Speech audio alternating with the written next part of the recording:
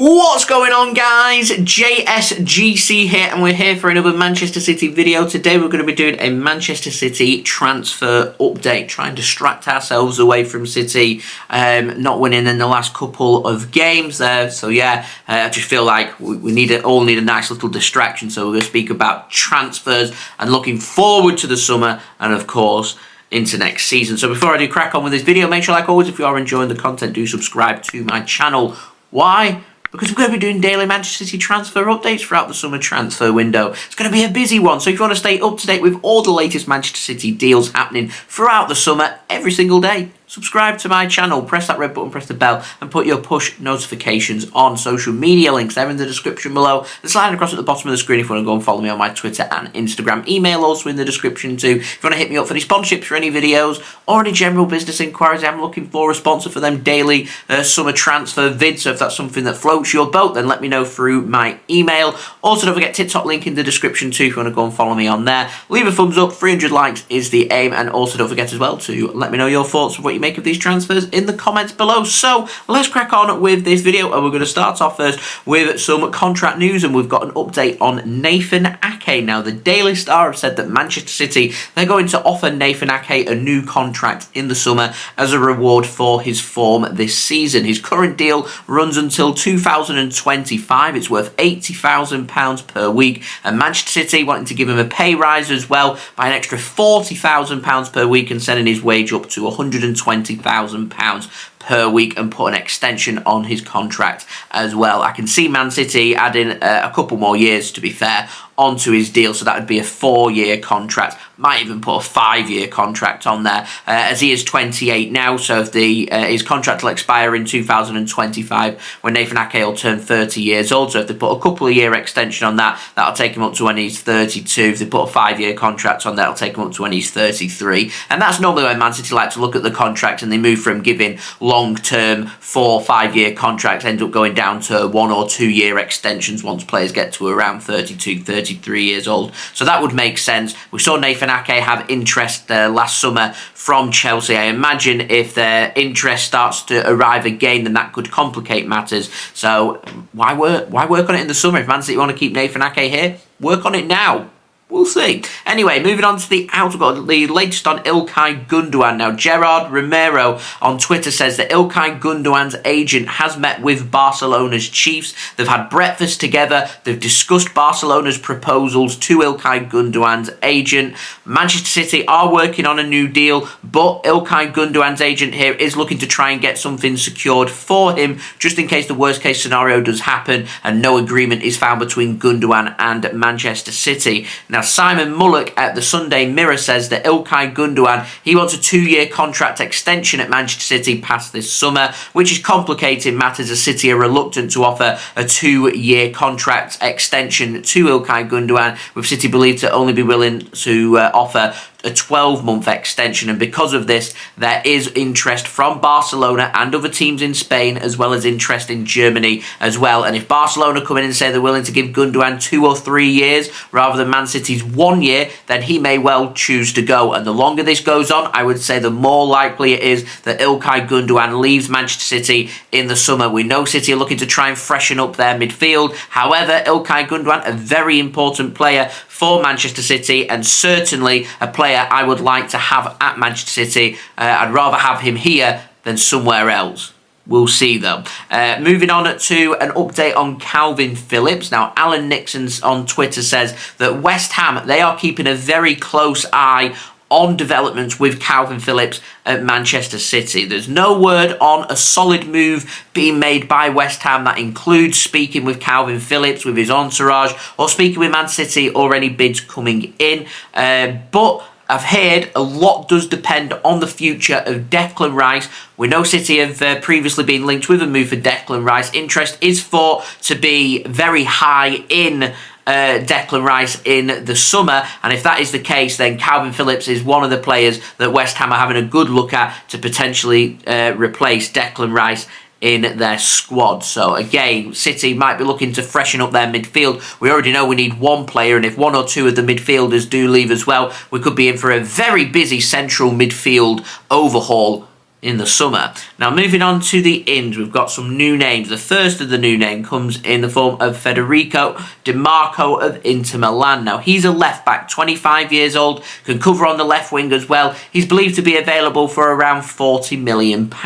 He's made 22 appearances in Serie A this season so far with Inter. He's got 2 assists and scored 3 goals. He's a regular at Inter Milan as well. However, my concern is I'm not too sure a left-back is genuinely what Man City are looking for. I put this out on Twitter and I don't think many people were getting the point that I was making. If Man City are wanting to go back to a back four and going for an out-and-out left-back, João Cancelo is a fantastic left-back, and if we do want to play left-backs, I would rather keep João Cancelo because I don't think there's anybody out there that's much of an upgrade that would be able to get for an affordable price, whilst also signing some very expensive central midfielders in the summer as well. And so because of that, I don't want Man City just spending money to bring in a left-back who's never going to get utilised. If they want to have a left-back around the squad, you may as well go and use Joshua Wilson-Esperand, who's out on loan at Coventry City. It doesn't cost Man City any money. He can learn and develop. Joshua Wilson-Esperand may even be able to develop himself into an inverted fullback. You never know. Rather than going out there and spending £40+ million on a player who's going to be used as part of the squad. Instead, you want to improve the starting 11. Now, if City are wanting to commit to this back three, then I think Man City would be better in terms of their defenders, signing a fullback who can probably cover on the right-hand side and the left-hand side, who can cover in defensive midfield as well, who's inverted basically, or go out there and sign an additional centre-back to help cover in any of the holes. Because at the moment, if we're going to go with 3 centre-backs, we've got 5 first-team centre-backs plus Kyle Walker. So we've got the options there. Kyle Walker, though, only got 1 year left on his contract heading into this summer. I'm not hearing any word of him being offered a new contract as of yet as well. So that might be an area that Man City look at. I can see Man City here having a look at central midfielders and just being interested in some fullbacks and deciding maybe at a later date towards the end of the summer window, maybe even into the winter window, maybe not even for another 12 months before having a look at the defence. We'll see. It's all about what Man City want to do in the long term. But yeah, I'd love to know your thoughts, guys. Let me know in the comments below. Now, another new name, Mason Mount. Now, James Olley over at ESPN has said that Man City, they're believed to be monitoring Mason Mount's contract situation at Chelsea and are interested in signing him. Now, my own personal opinion, I think Mason Mount's an incredibly overrated player. I don't think he's going to offer too much to Manchester City. He's currently frustrated at Chelsea because he's on £80,000 a week. Believes he should be on a lot more. To me, this stinks of, with City, Liverpool and United's name being chucked out there, just stinks of him getting linked with the top Premier League clubs who can offer him the big money so he can sit down with Chelsea and have some kind of ball in his court to be able to get a bigger contract out of Chelsea. I'm absolutely certain Man City will not sign Mason Mount this summer from Chelsea. If anything, I think he'll sign a new contract and we're just being used here to try and get him more money, which I don't like. But there we go. Anyway, moving on. Another new name, Neymar. People have been asking me to speak about it, so done my digging. I can speak about it. So the PSG forward, he's apparently been offered to Manchester City for a fee of around 70 to 80 million pounds, which is fantastic. You're bringing in a high-profile, brilliant football player with a Brazilian flair for an affordable price. 70 to 80 million pounds, City can afford that. The problem is, it doesn't just cost 70 or 80 million pounds. The overall financial package involved to make a deal happen, that includes wages, signing on fee, agent fees, image rights, etc., means it would be a very, very, very expensive transfer. He's a 31-year-old attacking forward. He's a big name. He'd sell the shirts. It'd get people into the stadium. It'd get people speaking about Manchester City. But to me, he's not what the team need right now, and financially doesn't make sense. But he's been linked with a move to Manchester City. That's according to Pete O'Rourke over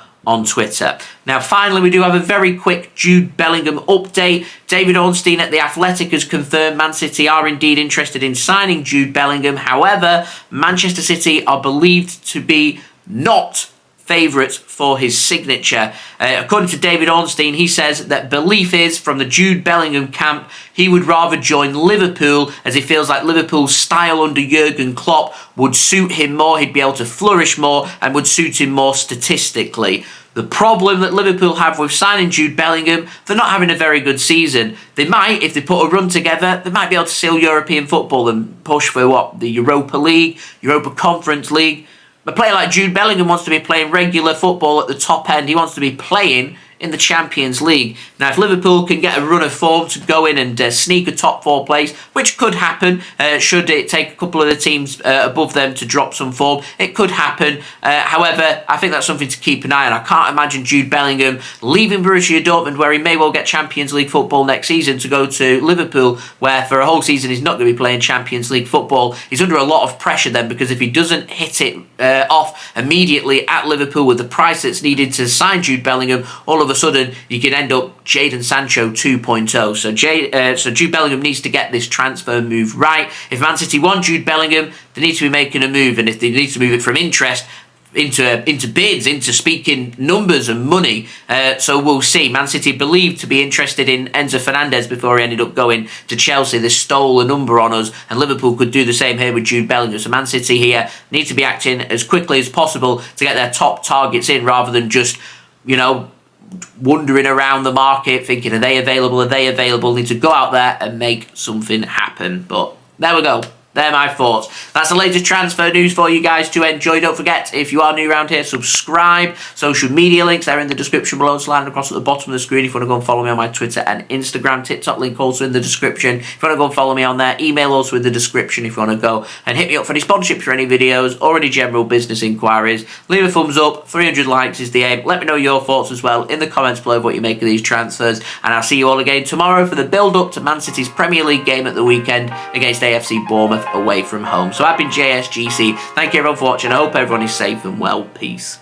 Ciao for now.